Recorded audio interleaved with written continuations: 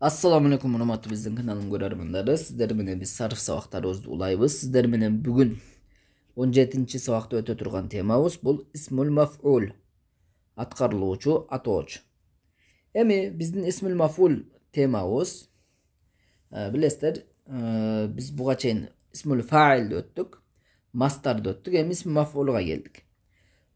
İsmul maf'ul bul maf'ulun tarazasında bolot. Maf'ulun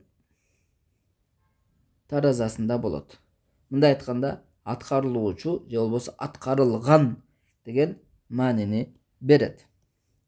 Эми biz ne kılabız? Akырын buların жөндөлүшүн байкап чыгабыз. Мынакей таразасы maf'ulun eken жөндөлүшү. Kadimkide эле билесиздер, ысымдар кантип экилик болсо, кантип көптүктөргө түшсө, ошондой эле болот. Mынакей mansurun деген söz cekelik forma, murskoy rod. Жардам берилүүчү же болбосо ne? Жардам берилген деген маанide болот. Mansurani эки жардам берилүүчү же эки жардам берилген. Бул экилик murskoy rod формасы болуп атат. Mansuruna жардам берилүүчүлөр же жардам берилгендер. Murskoy rod ne болуп атат? Köpçülüktür болуп атат. Emi mansuratun bul жерде ne болуп атат? Mansuratun bolso bul жардам берилүүчү же болбосо жардам берилген аял. Женский род болот.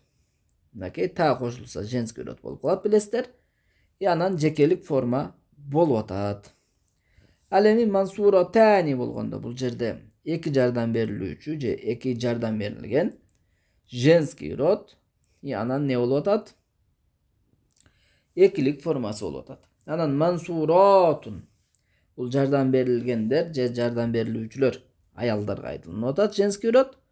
И көптүктүр болуп жатат. Мына ушундай жөндөлөт. Эми биздин ушул исм мафул таразасына башка этиштерди салып көрөлү. Айтайлы катаба, жазды дегени. Эми кантип айтабыз биз? Мисалы үчүн жазылган деп. Анда биз мафулун таразасына салабыз ошол сөздү. Мынакей. Maf'ulun. Maf'ulun. Эми бунун жанагысы maktubun болот, мынакей. Тушма түшүрө турган болсок, мынакей. Maktubun. Maktubun. Жазылган.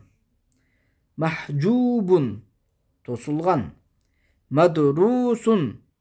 Ягылган. Окулган. Mahlukun. Жаратылган. Mazkurun. Эскерилген. Maktumun. Жашырылган. Ad-darsu. Ad-darsu. Maktubun.